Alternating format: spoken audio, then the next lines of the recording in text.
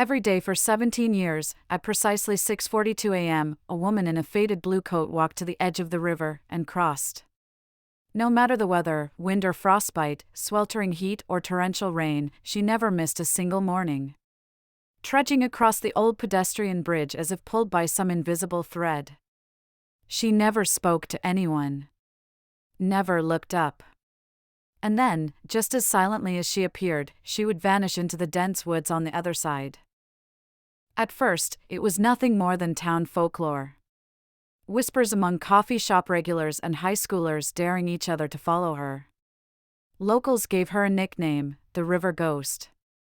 Some said she'd lost someone to the current. Others swore she had escaped from the old mental facility before it shut down. But no one really knew. And no one had the courage to ask. Until a boy, just 16, dared to follow her into the trees. He didn't tell anyone what he was doing. In his own words, he just wanted to know, but he never came home. His last known location? The bridge. Police scoured the woods for 9 days. Dogs, drones, ground teams, not a trace. After the 10th day, they quietly called it. The story was buried as a tragic runaway. But the woman? She still came. Still walked the bridge. Still vanished the same way. Now with a nervous patrol car parked discreetly across the street, watching her like a ghost they couldn't exorcise. Rumors spread. Theories sharpened. Some said she had made a pact, a soul for a soul. Others whispered about hidden tunnels, underground cults, and desperate grief twisted into ritual. What no one noticed was the notebook. Worn leather, clasped tight, pressed to her chest every time she crossed. One man, a retired journalist, became obsessed with the case. He tracked the day she first appeared to a very specific event, the disappearance of her daughter. Age 9. Last seen, playing by this very river. Her body was never found. The mother had been ruled out as a suspect, but something didn't sit right. Missing persons reports altered. Witness statements mysteriously vanished. And footage? The one camera facing the bridge had malfunctioned for 3 hours the morning the child disappeared. The time window?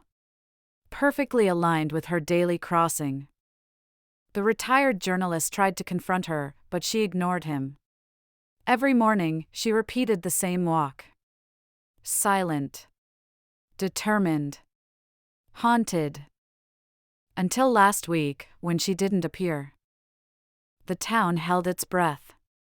3 days. 4. On the 5th, a stranger arrived. Same route. Same faded blue coat. Same time. But this woman held something different, the notebook. When she crossed the bridge, she opened it, just once. And on the inside of the cover, 2 words were written in trembling handwriting. Still waiting. A week later, investigators reopened the cold case. Search teams returned to the forest, and what they found stunned them all. Buried beneath a collapsed root system was a tin lunchbox, inside, a tooth, a hair clip, and a disintegrated note that simply read, "She watched." DNA confirmed the tooth belonged to the missing girl, and latent fingerprints on the clip matched that of the original woman, as well as a second, unknown female. The second woman was never identified. Now, the notebook is sealed in evidence. The original woman? Never seen again. The case remains off the record, quietly closed.